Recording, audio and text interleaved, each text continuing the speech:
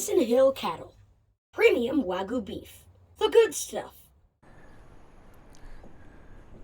Wagyu Jason here. We're gonna do part 2 of the grading of the steak video that we did. It was indoors. Right now we're on the beautiful Oregon coast.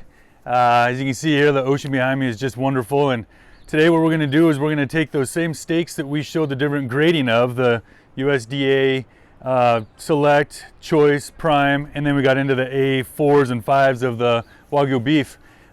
Today we're going to actually cook these things up. So a little refresher, a reminder of what we had. These are the actual steaks. So we have the Select grass-fed. We have 2 different choice beefs. We have the Prime, and then we have the Wagyu from Mason Hill Cattle. So we're going to cook these up on the flat top today and do a blind taste test. So you're definitely going to want to see what happens when we have our little tasters come out, and we're going to do a real blind taste test. So we're going to cook these things up right now, and then when they're all done, we'll see what the flavor produces. So we do have a flat top griddle, pretty easy. We're going to take something like the Select, boom. We're going to take something like this Choice, boom. We got another Choice, boom. The ribeyes of the Costco steak, the Prime, is a little bit bigger, and then we're going to actually take this Wagyu beef. Look at this. Oh my Lord, is that beautiful. So here we go. Put it on. The nice thing about this griddle is that we actually have a lid that we can close this down. So I'm going to sear them off here for a little bit, and then we're going to close the lid, let them cook, and then we'll just kind of see what the flavor produces. At the tail end of it, we're going to do a little bit of finishing salt, a little bit of finishing pepper. Couple tools I like to use. One of them is a good pair of tongs, and the other thing is the trusty meat probe. Granted, if you're a professional cook, you're supposed to be able to check for tenderness. I want to make sure these are all done exactly the same, and we're going to shoot for 140, a little medium rare, but the thermopen is a great tool to use for that. So we'll just cook away here. I can already see that there's a lot more fat being produced and or grease from the Wagyu beef. The Prime is trying to get a little bit of grease going.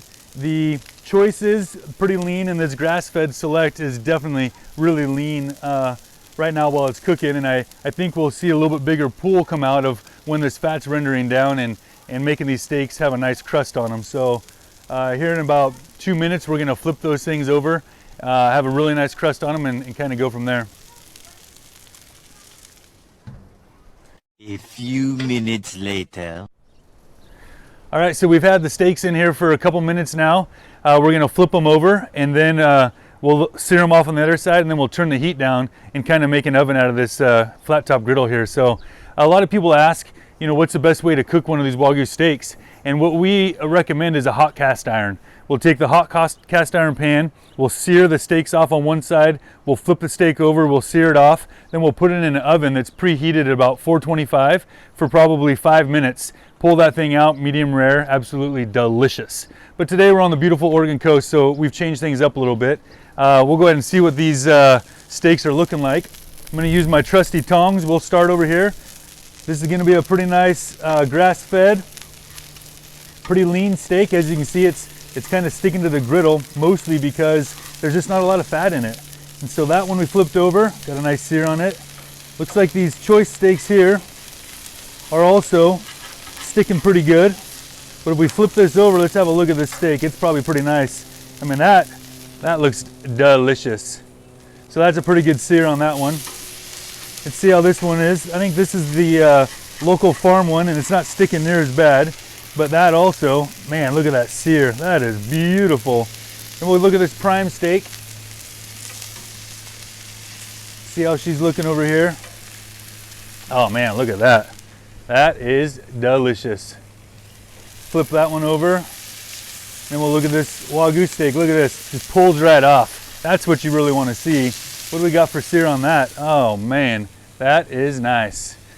So what happened there, and I really didn't expect to talk about this as much, but being that there was a nice amount of fat rendering down out of that Wagyu beef, that pulled right off the flat top like perfect. The other ones, as they get leaner, you would have to grease your flat top to be able to get them to pull off because there's just not enough oil or grease down there to be able to keep them from sticking. So we're gonna finish these off. We're gonna let them rest, and then we're gonna do that surprise taste test I was talking about. All right, so we've got our taste testers. They showed up. We've got Austin, Bristol Bean, Simon. I gotta be 100% honest with you. I forgot to record the last segment when we actually cut these up and we tasted them. I'm not kidding one bit. It's embarrassing. But the kids are here and I wanna show you what they chose. So, Austin, what was your first choice that you liked for your steak? What number? 5th. The 5th one? Yes. Beanie, what was your favorite? Number 1. Okay. Simon, what was your favorite? 5th. 5th one. So unanimously, we all decided that, well, I guess not unanimously because Beanie likes number 1. But anyway, majority of us did like the 5th one. Again, I really apologize. We had a pretty good segment and I forgot to record. So anyway, till next time. Order now at www.masonhillcattle.com.